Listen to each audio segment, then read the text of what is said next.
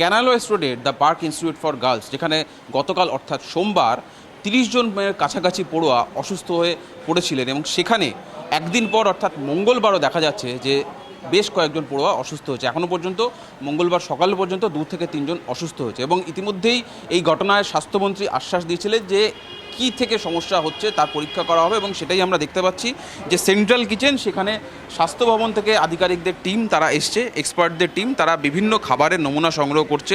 একদিকে যেমন রান্না করা খাবার, তার পাশাপাশি প্যাকেটজাত যে সমস্ত খাবার যেগুলো রান্নায় ব্যবহার করা হয়, যেমন তেল, হলুদ, নুন, তার পাশাপাশি চাল, ডাল, প্রত্যেকটা খাদ্য সামগ্রী এবং তৈরি করা খাবার, তার পাশাপাশি জল, যেহেতু আশঙ্কা করা হচ্ছে যে জল থেকেও কোনো সংক্রমণ ছড়িয়ে থাকতে পারে, সেজন্য জলেরও নমুনা সংগ্রহ করা হচ্ছে।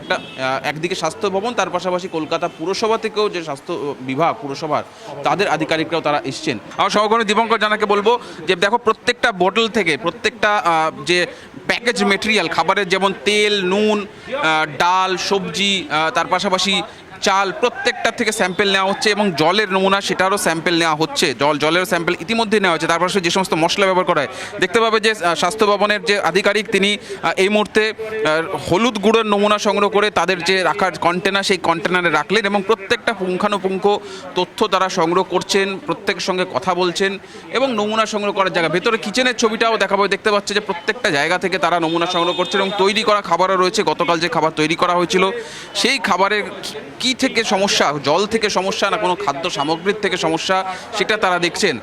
আমরা সেই ছবিটা সরাসরি দেখাচ্ছি, এবং আজকে প্রায় 2 থেকে 3 জন নতুন করে অসুস্থ হয়েছে, কি তাদেরকে আরজিকর হাসপাতালে পাঠানো হয়েছে। এই মুহূর্তে এই স্কুলের বাইরে স্বাস্থ্য দপ্তরের টিম রয়েছে, কেএমসির টিম রয়েছে, পুলিশের টিম রয়েছে, তার পাশাপাশি আমরা দেখতে পাচ্ছি যারা রান্নার কাজে যুক্ত থাকেন মিড ডে মিল স্কিমে, তারাও রয়েছেন, তাদের সঙ্গেও কথা বলছেন স্বাস্থ্য দপ্তরের আধিকারিকরা, এবং তার পাশাপাশি যারা অসুস্থ হয়েছে তারা কি সমস্যা বোধ করছিলেন সেগুলোও তারা এক এক করে জানার চেষ্টা করছে। আমি একটু কথা বলার চেষ্টা করবো, আমার সহকর্মী দীপঙ্কর জানাকে বলবো যারা এখানে মিড ডে মিলের খাবারের কাজে রয়েছেন তাদের সঙ্গে একটু কথা বলার চেষ্টা করব। দিদি, আজকে কি রান্না হচ্ছে? হ্যাঁ, রান্না হয়েছে। আজকে হয়েছে? আজকে খেয়েছে? আজকে খাওয়া হয়েছে, আমরা খেয়েছি। এখন এবার স্কুলে গেছে। সকালবেলা মর্নিংয়ের খাবার আমাদের হয়ে গেছে। মর্নিং যে বাচ্চাদের স্কুলটা, ওটা আমাদের খাওয়া হয়ে গেছে। এখানে কটা স্কুলে যায় খাবার? 84। কটা স্কুলে খাবার যায়? 84টা। 84টা। অন্য কোনো স্কুলে কোনো সমস্যা বা অভিযোগ এসেছে? কোনো সমস্যা হয়নি, কোনো সমস্যা হয়নি। এদেরও মেয়েদের আর যে কটা বাচ্চা ছিল তাদেরও সমস্যা হয়নি। আর এরা শুধু আমাদের স্কুলে আমাদের খাবার খায়নি, এরা হচ্ছে ওদের নিজেদের হোমের খাবারও খেয়েছে। ওরা বাড়ির খাবারও খেয়েছে? না, হোম এটা তো হোস্টেলের যে রান্না হয় সেই খাবারও খেয়েছে। মানে সেই বাচ্চাও অসুস্থ হয়েছে, শুধু আমার খাবার খেয়ে না। আর আপনারা কি এই জলটা আপনারাও খান? হ্যাঁ, আমাদেরকে তো ওদের জল আমরা খাই না, আমাদের অ্যাকোয়াগার্ডের জল আমরা খাই। আচ্ছা, এই যে হোমটা, এখানে কি ফিল্টার নেই?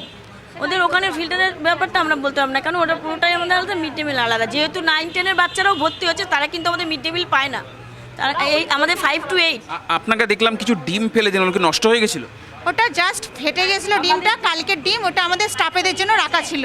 খাওয়ার মানে ভেজে আমরা ভাত দিয়ে খাই, যারা আমরা তো স্টাফেরা থাকি খাই, আবার পরের স্টেপে যারা আসে তারাও হয়তো খায়, এই জন্য। এখানে স্বাস্থ্য দপ্তরের আধিকারিকরা আপনার সঙ্গে কথা বললো?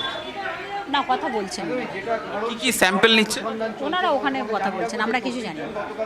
দেখলে যে আমরা যারা রয়েছেন মিড ডে মিলের দায়িত্বে যে সমস্ত ম্যাডামরা, তাদের সঙ্গে কথা বললাম। তারা এখানে শুধুমাত্র একটি স্কুল নয়, এখান থেকে আরও অনেক স্কুলের খাবার তৈরি করা হয়, এবং সেই খাবার চলে যাওয়া হয়, পাঠিয়ে দেওয়া হয়। আমি ওইদিকে একটু ছবিটা দেখাতে পারবো আমার সহকর্মী দীপঙ্কর জানাকে, যে স্বাস্থ্য দপ্তর থেকে যে টিম এসছে তারা নমুনা সংগ্রহের কাজটি চালাচ্ছে।